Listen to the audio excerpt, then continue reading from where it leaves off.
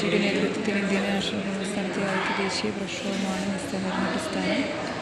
ഗാന്ധിജിയുടെ നേതൃത്വത്തിൽ ഇന്ത്യയിൽ നടന്ന ആദ്യത്തെ ബഹുജന പ്രക്ഷോഭമാണ് 1920 ഓഗസ്റ്റ് 1 ഗാന്ധിജി നിസ്സഹകരണ പ്രസ്ഥാനം ആരംഭിക്കാൻ തീരുമാനിച്ചത്. നിസ്സഹകരണം ഇന്ത്യയുടെയും മഹാത്മാഗാന്ധിയുടെയും ജീവിതത്തിൻ്റെയും ഐതിഹാസികമായ രൂപമായി മാറി എന്ന് എഴുതിയ അമേരിക്കൻ ജീവചരിത്രകാരനായ ലേവി ഫിഷർ, നിസ്സഹകരണം നല്ല രീതിയിൽ മുന്നോട്ട് കൊണ്ടുപോയാൽ ഇന്ത്യ 1 വർഷത്തിനുള്ളിൽ സ്വയംഭരണം നേടുമെന്ന് ഗാന്ധിജി ഉറപ്പിച്ചു പറഞ്ഞു. നിസ്സഹകരണ പ്രസ്ഥാനത്തെ ഖിലാഫത്ത് പ്രസ്ഥാനമായി കൂട്ടിയിണക്കുന്നതിലൂടെ ഇന്ത്യയിലെ 2 പ്രബല മതസമൂഹങ്ങളായ ഹിന്ദുക്കളും മുസ്ലിങ്ങളും ഒന്നിച്ചു ചേർന്ന് ബ്രിട്ടീഷ് ഭരണത്തിൻ്റെ അന്ത്യം കുറിക്കുവാനാകുമെന്ന് ഗാന്ധിജി വിശ്വസിച്ചു. ഖിലാഫത്ത് പ്രസ്ഥാനവും ദേശീയ പ്രസ്ഥാനവും ഒരുമിച്ച് പ്രവർത്തിച്ച കാലയളവാണ് നിസ്സഹകരണ സമര കാലഘട്ടം. 1920 കൽക്കട്ടയിൽ ചേർന്ന ഇന്ത്യൻ നാഷണൽ കോൺഗ്രസിൻ്റെ പ്രത്യേക സമ്മേളനത്തിലാണ് നിസ്സഹകരണ പ്രസ്ഥാന പ്രമേയം അവതരിപ്പിക്കപ്പെട്ടത്. നിസ്സഹകരണ പ്രസ്ഥാനത്തെ അംഗീകരിച്ച കോൺഗ്രസ് സമ്മേളനമാണ് 1920 നാഗ്പൂർ സമ്മേളനം. നിസ്സഹകരണ പ്രസ്ഥാനത്തിൻ്റെ പ്രധാന ലക്ഷ്യം എന്ന് പറയുന്നത് സ്വരാജ് നേടുക എന്നാണ്. നിസ്സഹകരണ പ്രസ്ഥാനത്തെ തുടർന്ന് തങ്ങളുടെ പ്രാക്ടീസ് ഉപേക്ഷിച്ച പ്രഗത്ഭരായ അഭിഭാഷകരാണ് മോത്തിലാൽ നെഹ്റു, CR ദാസ്, T പ്രകാശം, രാജേന്ദ്ര പ്രസാദ്, അസഫ് അലി. നിസ്സഹകരണ പ്രസ്ഥാനത്തിൽ പങ്കെടുത്ത് അറസ്റ്റ് വരിച്ച വനിതകളാണ് ഊർമിള ദേവി, വാസന്തി ദേവി എന്നിവർ. നിസ്സഹകരണ പ്രസ്ഥാനത്തിൻ്റെ ഭാഗമായി രൂപം കൊണ്ട സ്വദേശി വിദ്യാഭ്യാസ സ്ഥാപനങ്ങളാണ് ജാമിയ മിലിയ ഇസ്ലാമിയ, കാശി വിദ്യാപീഠം, ഗുജറാത്ത് വിദ്യാപീഠം, ബീഹാർ വിദ്യാപീഠം എന്നിവ. നിസ്സഹകരണ പ്രസ്ഥാനത്തെ സഹായിക്കാനായി ഗാന്ധിജിയുടെ നേതൃത്വത്തിൽ രൂപീകരിച്ച ഫണ്ടാണ് തിലക് സ്വരാജ് ഫണ്ട്. 1921 വെയിൽസ് രാജകുമാരൻ്റെ ഇന്ത്യ സന്ദർശനത്തിനെതിരെ പ്രകടനങ്ങളും രാഷ്ട്രീയ യോഗങ്ങളും ഹർത്താലും സംഘടിപ്പിച്ചത് നിസ്സഹകരണ സമരത്തിൻ്റെ ഭാഗമായിരുന്നു. നിസ്സഹകരണ സമരം 2 തരം കർമ്മ പരിപാടികളിൽ അധിഷ്ഠിതമായിരുന്നു: വിദേശവസ്ത്ര ബഹിഷ്കരണ പ്രവർത്തനങ്ങളും ക്രിയാത്മക പ്രവർത്തനങ്ങളും. ബഹിഷ്കരണ പ്രവർത്തനങ്ങൾ തുടങ്ങിയതാണ് വിദേശവസ്ത്ര ബഹിഷ്കരണം, നികുതി നിഷേധം, പദവികൾ ഉദ്യോഗങ്ങൾ ഉപേക്ഷിക്കൽ, കോടതി ബഹിഷ്കരണം, ഔദ്യോഗിക ചടങ്ങുകൾ ബഹിഷ്കരിക്കുക. ക്രിയാത്മക പ്രവർത്തനങ്ങൾ തുടങ്ങിയതാണ് സ്വദേശി പ്രസ്ഥാനം, ഹിന്ദു മുസ്ലിം ഐക്യം, നൈത്തോച്ചാടനം, ഖാദി വസ്ത്രങ്ങളുടെ പ്രചാരണം, ദേശീയ വിദ്യാലയങ്ങൾ സ്ഥാപിക്കൽ, മദ്യനിരോധനം, ചർക്കയും ഖാദിയും പ്രചാരണം. നിസ്സഹകരണ പ്രസ്ഥാനം ആരംഭിക്കുമ്പോൾ വൈസ്രോയി ജെയിംസ് ബോർഡ് പ്രഭുവാണ്, പിൻവലിക്കുമ്പോൾ റീഡിംഗ് പ്രഭുവാണ്. നിസ്സഹകരണ പ്രസ്ഥാനങ്ങൾക്ക് പിന്തുണ പ്രഖ്യാപിച്ച് കോൺഗ്രസ് സമ്മേളനം 1920 കൽക്കട്ട പ്രത്യേക സമ്മേളനമാണ്. പ്രസിഡന്റ് ലാലാ ലജ്പത് റായിയുടെ 20 പ്രത്യേക സമ്മേളനമാണ്. നിസ്സഹകരണ പ്രസ്ഥാനത്തിന് അംഗീകാരം നൽകിയ വാർഷിക സമ്മേളനമാണ് 1920 നാഗ്പൂർ സമ്മേളനം. പ്രസിഡന്റ് വിജയരാഘവാചാര്യാണ്. വിജയരാഘവാചാര്യ. നിസ്സഹകരണ പ്രസ്ഥാനത്തിൻ്റെ ലക്ഷ്യങ്ങളാണ്: പഞ്ചാബിലെ പ്രശ്നങ്ങൾക്ക് പരിഹാരം കാണുന്നത്, ഖിലാഫത്തുമായി ബന്ധപ്പെട്ട പ്രശ്നങ്ങൾക്ക് പരിഹാരം കാണുക, സ്വരാജ് നേടുക, സ്വദേശി പ്രസ്ഥാനങ്ങളെ പ്രോത്സാഹിപ്പിക്കുക, ബ്രിട്ടീഷ് നിർമ്മിത വസ്തുക്കൾ ബഹിഷ്കരിക്കുക, ദേശീയ വിദ്യാലയങ്ങൾ സ്ഥാപിക്കൽ, നികുതി അടയ്ക്കാതിരിക്കുക.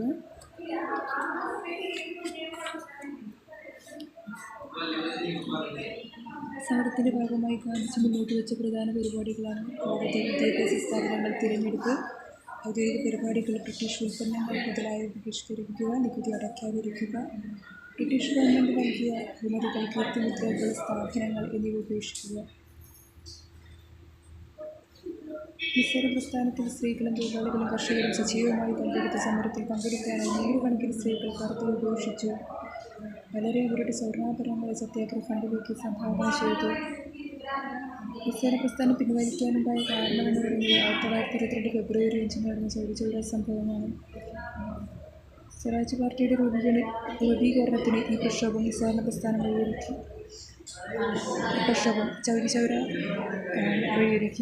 നിസ്സഹകരണ പ്രസ്ഥാനം ഹിന്ദു മുസ്ലിം ഐക്യം പരിപോഷിപ്പിച്ചു. എന്നാൽ നിസ്സഹകരണ പ്രസ്ഥാനം നിർത്തിവെച്ചത് ഹിന്ദു മുസ്ലിം ഐക്യത്തിൽ വിള്ളലുണ്ടാക്കി.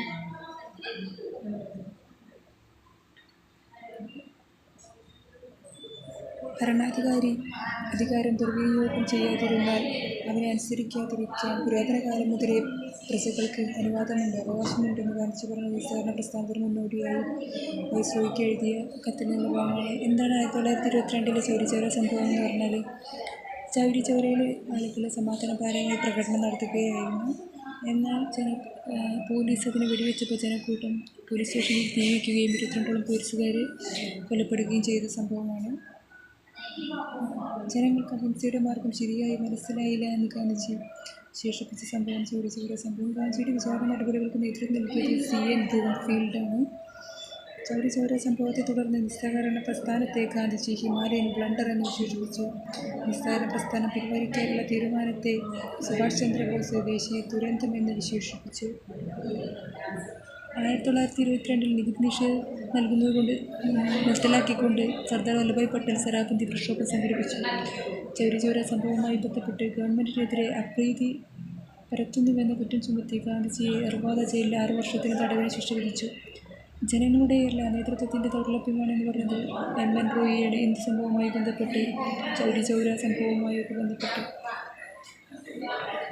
1928 ബർദോളി സത്യാഗ്രഹം എന്തിനു വേണ്ടിയിട്ടായിരുന്നു നടന്നത്?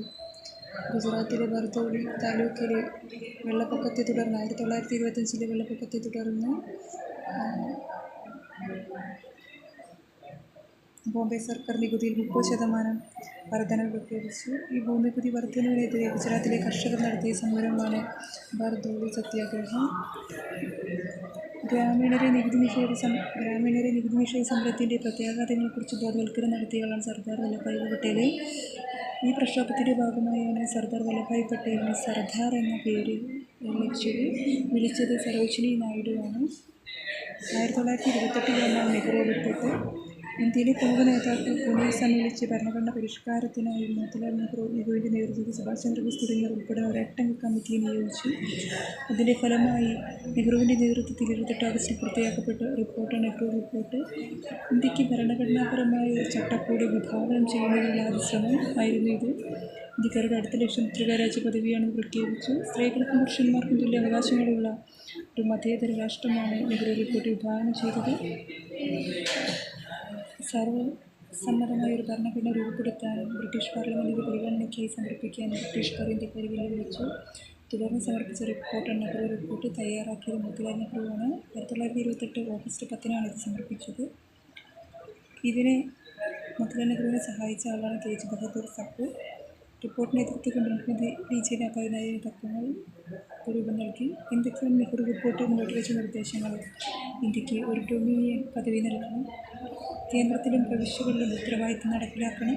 നാട്ടുരാജ്യങ്ങളെ ഉൾപ്പെടുന്ന ഒരു ഫെഡറൽ ഗവൺമെൻറ് രൂപീകരിക്കണം. പിന്നെ പ്രത്യേക നിയോജക മണ്ഡലങ്ങൾ എന്ന സംഭവം അത് പാടില്ല.